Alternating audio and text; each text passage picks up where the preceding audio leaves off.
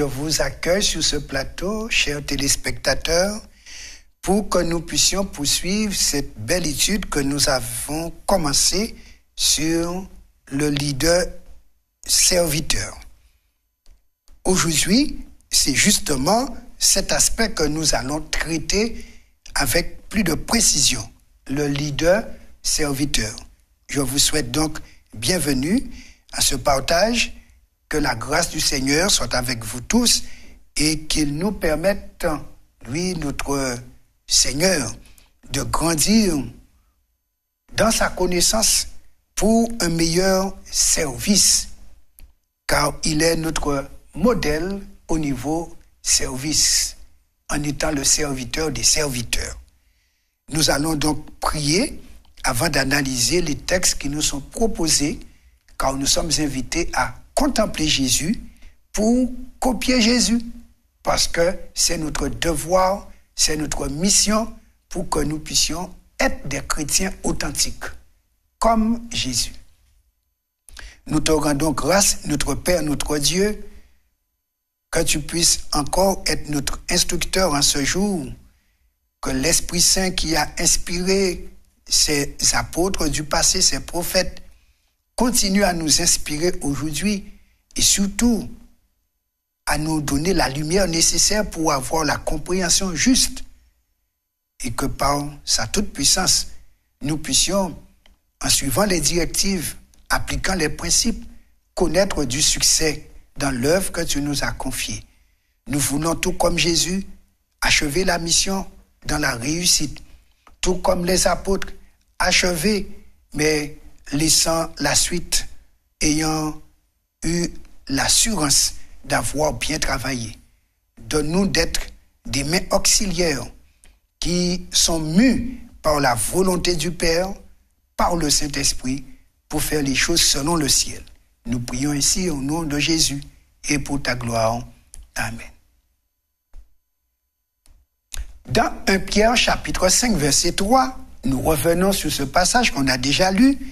L'apôtre disait aux anciens, non comme dominants sur ceux qui vous sont échus en partage, mais en étant les modèles du troupeau.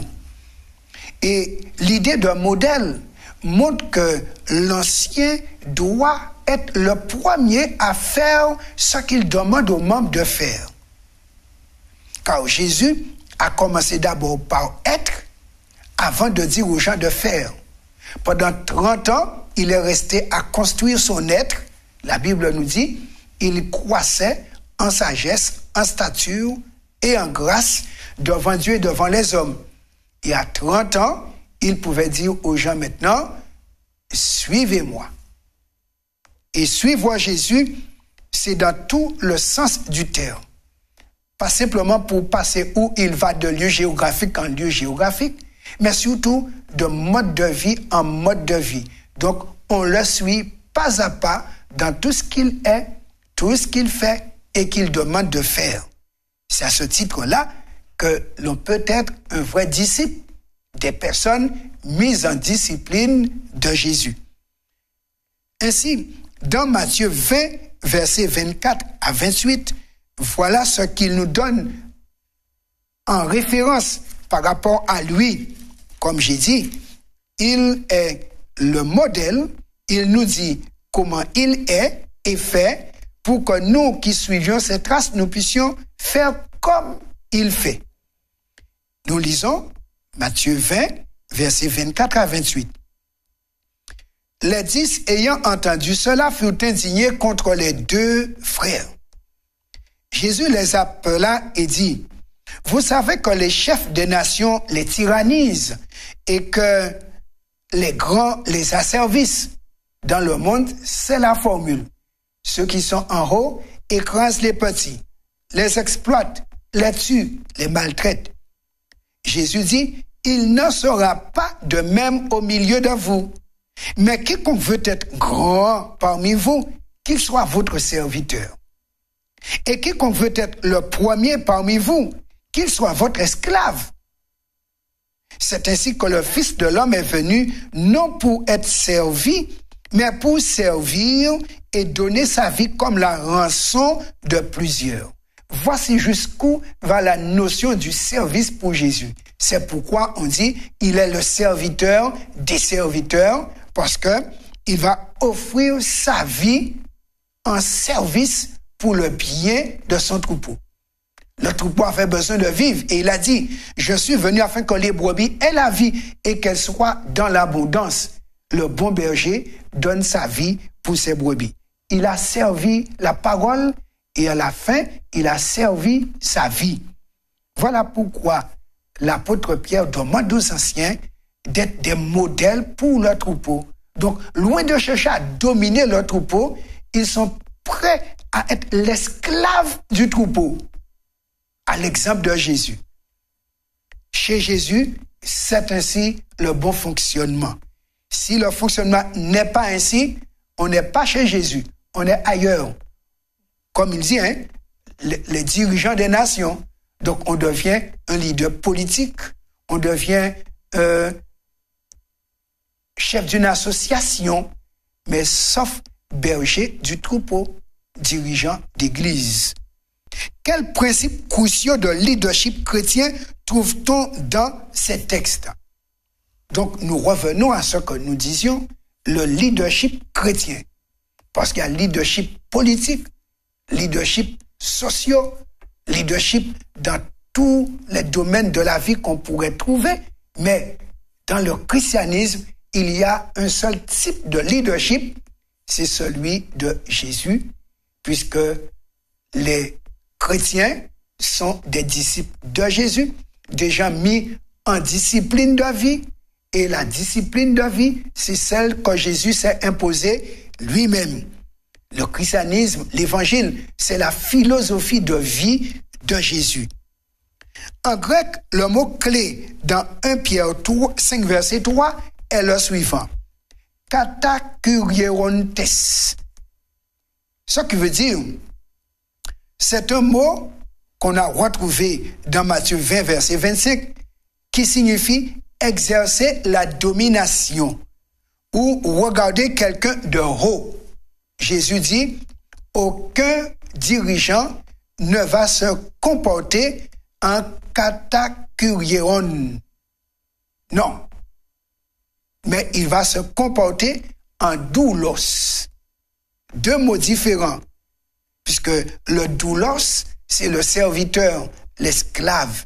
Donc chez Jésus, il n'y a pas de katakurion, mais il y a des doulos.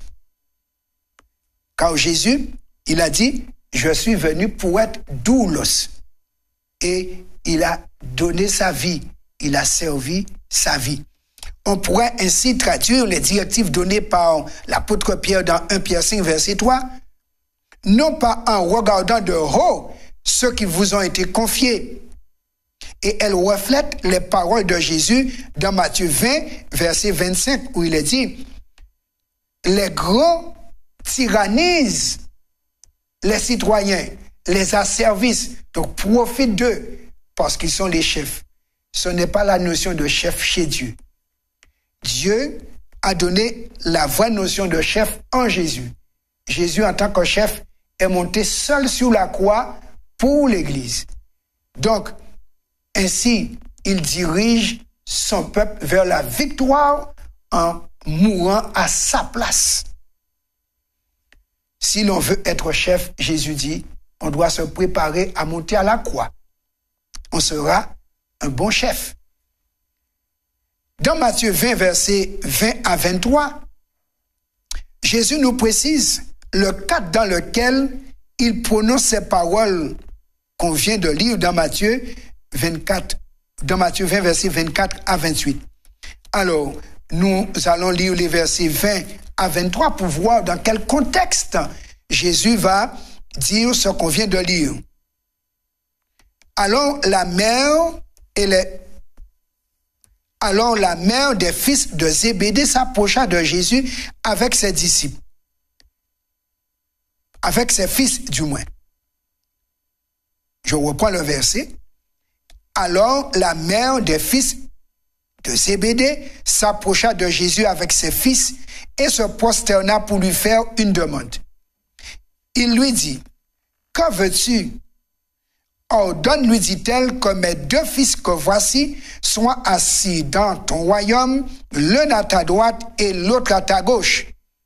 Jésus répondit, vous ne savez ce que vous demandez. Pouvez-vous boire la coupe que je dois boire? Nous le pouvons, dit-il.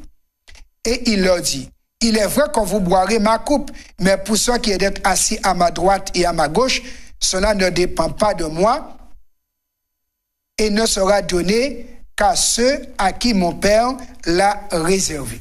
Voici donc ces disciples qui voulaient, être, on pourrait dire, ministre, premier ministre et ministre des Finances, à droite et à gauche de Jésus.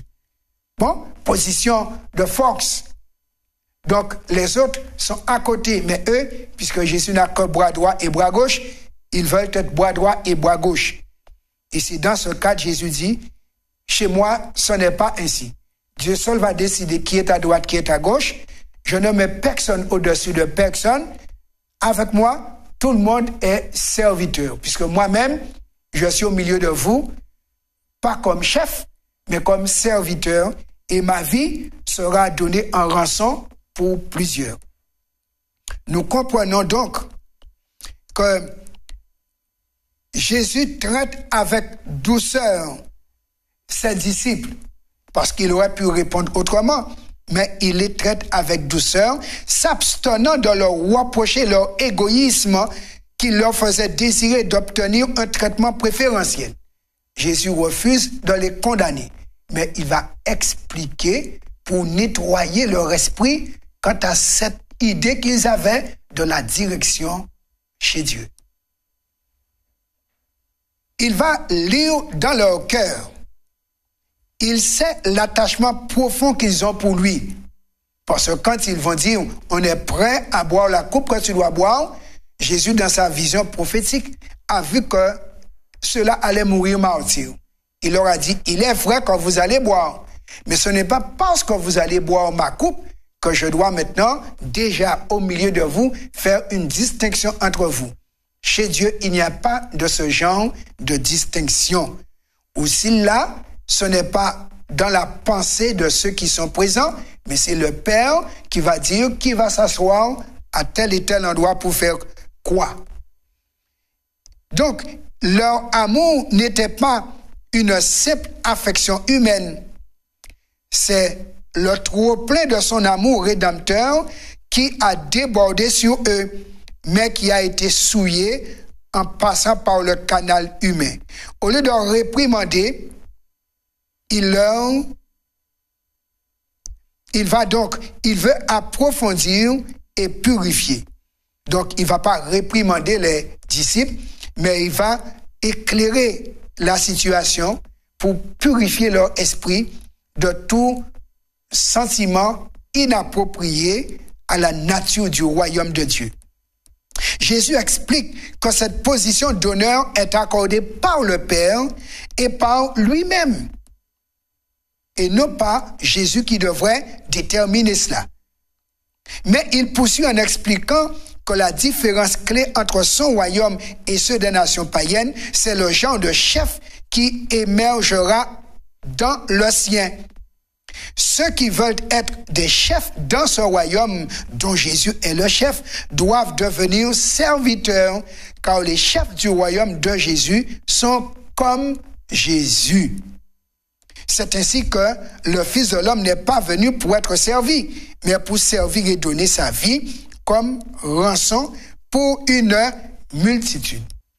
Comme nous l'avons dit, Jésus n'a fait que servir pendant le temps qu'il était sur cette terre.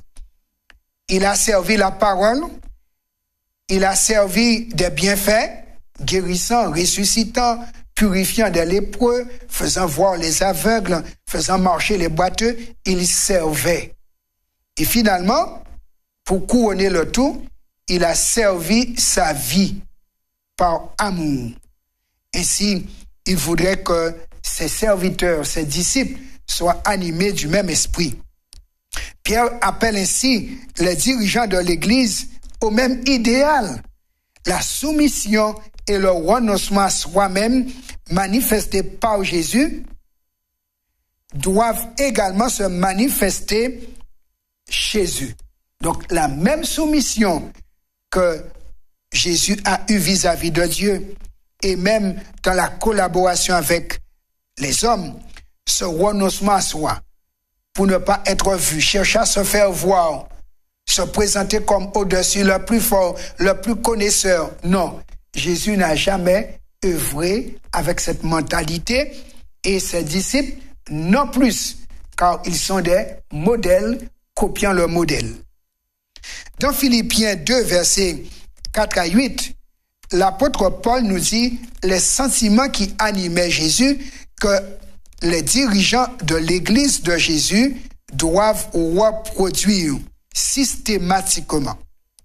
Il disait que chacun de vous, au lieu de considérer ses propres intérêts, considère aussi ceux des autres. Ayez en vous les sentiments qui étaient en Jésus-Christ, lequel, existant en forme de Dieu, n'a point regardé comme une proie à arracher d'être égal avec Dieu, mais s'est dépouillé lui-même en prenant une forme de serviteur, en devenant semblable aux hommes et ayant paru comme un simple homme. Il s'est humilié lui-même, se rendant obéissant jusqu'à la mort, même jusqu'à la mort de la croix. Voici les sentiments qui animaient Jésus et qui doivent animer tout disciple de Jésus et principalement tous les dirigeants de l'Église de Jésus. En quoi les paroles de Paul coïncident-elles avec les écrits de Pierre? Plus important encore, comment accomplir tout ce que nous avons été appelés à faire dans ces versets?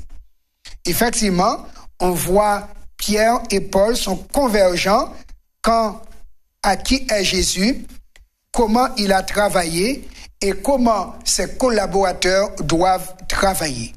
Maintenant, pour nous aujourd'hui, à nous de commencer par regarder à Jésus.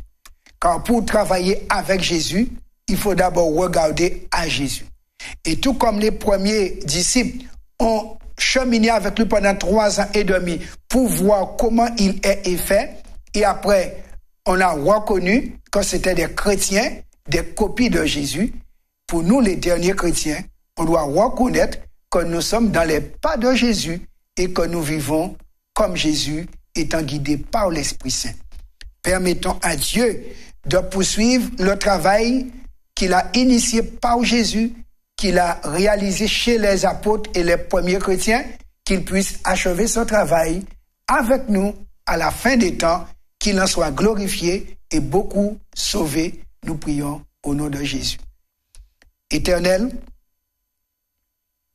nous te demandons du secours. Trop souvent, notre cœur humain est porté vers l'exaltation de soi, l'orgueil et bien d'autres choses.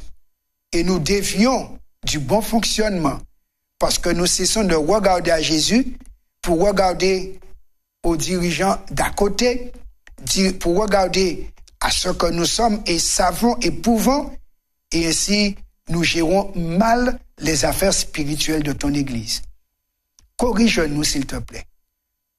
Donne-nous de nous réformer, pour nous oublier, pour cultiver les sentiments qui étaient en Jésus, et que désormais, nous puissions considérer l'autre comme plus grand que nous, au-dessus de nous, que nous puissions nous constituer serviteurs et donner le meilleur de nous-mêmes. Fais mourir le moi en nous et que Jésus vive, qu'il grandisse et apparaisse, et que le service soit honoré. Nous prions au nom de Jésus. Amen.